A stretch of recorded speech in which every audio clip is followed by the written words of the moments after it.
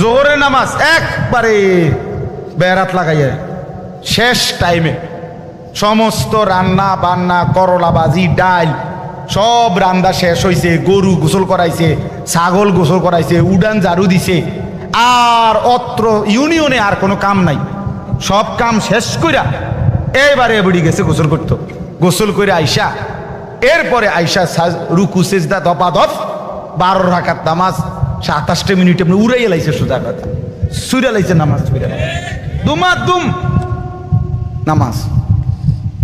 সব মহিলা না, যে মহিলা এমন করে না উনি রাগ করার দরকার কি, আপনি তো এরম করেন না। আর যে বেডি এরম খাচ্ছতের আপনি রাগ করলে কি, আপনি চেতলেই কি, কথা বুঝেন নাই কথা, আপনি চেততে ভালো হয়ে যান, কথা বুঝেন না। আপনি যদি জিদ ওঠে আপনি এটা বলেন যে যা হুজুরে এত বড় কথা কইলো, যা 101টা বাজে নামাজ পড়লাম। তো মাশাআল্লাহ, আমরা তো এটাই চাই, আপনি যাতে এরম চেত ওঠে। বন্ধু মনে রাখো ভাইয়া, একটা কথা শক্ত কই, রাগ হইও না প্রিয় ছেলে বাপ। এই কপাল পৃথিবীতে উপার্জনের দুনিয়াবি কোনো কাজে লাগে না।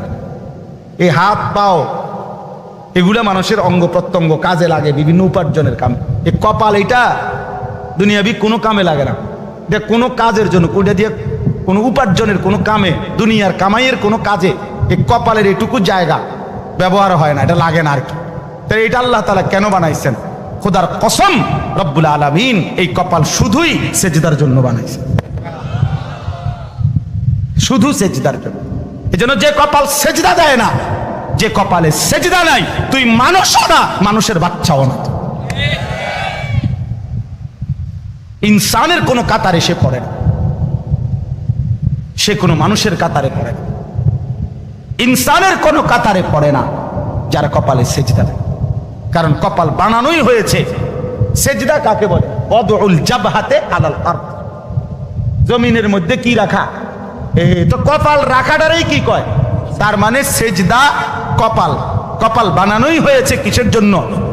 সেজদা।